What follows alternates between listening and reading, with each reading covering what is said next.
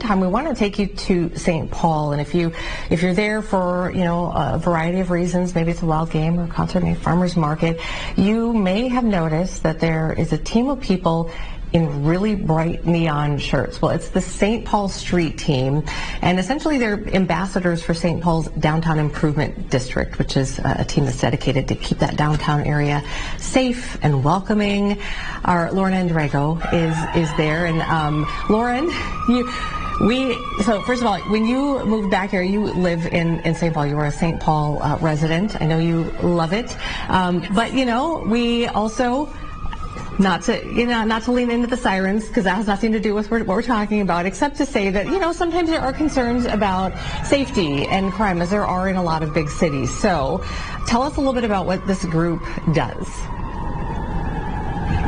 Yeah, Amy, that's a really good point, especially right after COVID. I think St. Paul is in a similar situation to a lot of downtowns, struggling to get people back into the city, and that with rising crime levels made it a different landscape around here. So the Downtown St. Paul Alliance has started all sorts of initiatives to keep St. Paul looking friendly and keep people feeling welcome to come back. And part of that was starting the St. Paul Street Team. Now, they've been out for 4 years, but they've recently expanded this year to covering the entire downtown and lower town area. I'm right now at the 7th Place Mall, right by the Palace Theater and the Park Square Theater, Landmark Center behind me. We're very close to the XL Center.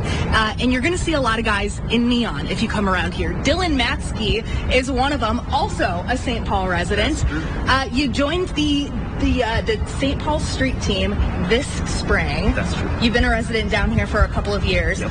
And I just wanted to know more about you guys, because I also live downtown, and I started getting flyers about, hey, do you ever need an escort when it's dark outside? Do you know there's a team of people who can help you? All you got to do is call them from 7 a.m. to 11 p.m., 7 days a week. That's you. Yeah, You're one of those guys. Yeah, so we're the ambassador program. The ambassador program. Yeah. So tell me a little bit about what your day looks like. Sure, yeah. So we start our day bright and early, 7 a.m., and we immediately get out into the field trying to look for, garbage, graffiti, anything that is kind of a blemish to the city. And we're really trying to clean it up, get out there, help people that are in need. We have a lot of homeless people in the city, and we, have a lot of resources that we can provide with them. So we're constantly out and about exploring the whole city, trying to find things to fix and clean up. I asked you a little earlier, Dylan, about what made you want to join this team, and you just really love the mission of helping people. Yes. Can you tell me about that? Yeah, so I consider myself a pretty empathetic person, and I hate seeing people that are down in the dumps or, having a hard time. So for me to be able to get out into my own community that I live in, to kind of push people in the right direction, to help clean up the streets that are around us and we all live and walk in every day, it really just drew me into the job and kind of pushed me into this position. Yeah. There's a lot of ways that people can reach you. They can just come up on the street if they want to walk to their car or something. But there's all sorts of signage around here. QR codes you're going to see on these neon garbage cans and boxes. And people can use those, too, to call you for any sort of reason. Yeah, exactly. Yeah. If you contact us through our QR codes or the phone numbers that we provide, you will get a direct line to our dispatch, who works close-handedly with the police. So you could either call us for escorts if you need to find some place, metro questions, we actually do that as well. If you even find just a little bit of garbage on the street that you think could be picked up, you can contact us and we'll send someone over right away. Anything along those lines is really what we do. Totally. I got some numbers from you guys. You cleaned up graffiti in over 1,000 different instances just last month. Yeah. That on top of garbage cleanup and escorts and some hospitality calls just to make sure people are okay. Yeah. I'm wondering what you're hearing from St. Paul residents when they come and ask you for an escort or etc. What are you hearing from them about, being in downtown and spending time in the downtown area? Yeah, so obviously we've got a lot of residents here that already love St. Paul and being downtown here. but we've actually, at least me personally, have experienced a lot of appreciation, a lot of people coming up to us just to thank us for the job that we do. Cool. And it's been really nice and helped bring up my ego a little bit. But yeah. No, but that's great to hear, because you're not just helping residents, but visitors, people who might only be in downtown St. Paul once or twice a year. I was also picking your brain about hidden gems in St. Paul, and one thing we were talking about was the St. Paul Skyway, which is a gem that not a lot of folks know about. Some people don't know. It'll take you all the way from Lower Town to the XL Center in downtown St. Paul, kind of like a 25-minute walk, and you guys are patrolling that area as well. Yeah, we have dedicated ambassadors who are up in the Skyway at all times of the day.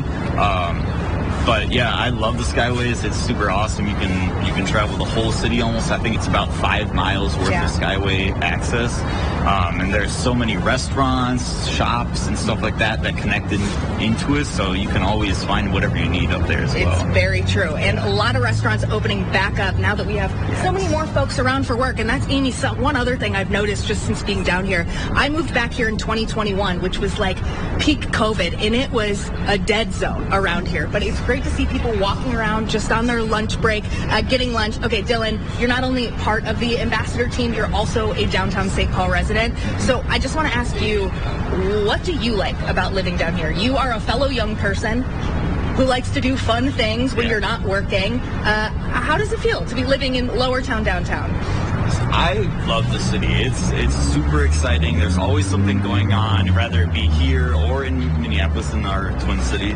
But it's just a great, exciting, kind of natural place to be. There's a lot of parks around that you can go sit in, a lot of water features, beautiful buildings and architecture. There's a lot of older buildings that I really love to go look at. You're a good ambassador for St. Paul. What was the new park that you like? Pedro Park. Pedro Park. It's over on Minnesota and 10th Street. Brand new park. Yes.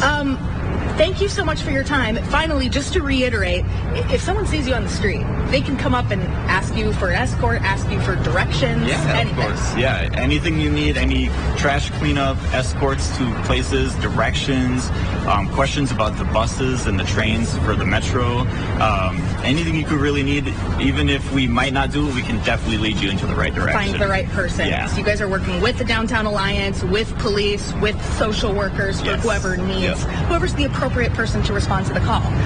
Dylan, thank you so much for your time. Yeah, of course. So nice to meet you. Really too. Appreciate what you're doing.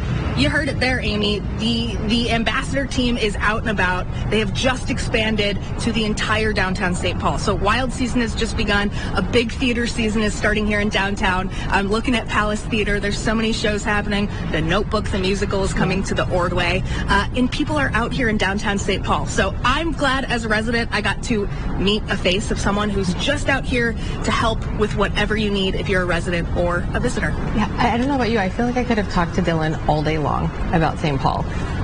Right? Isn't he great?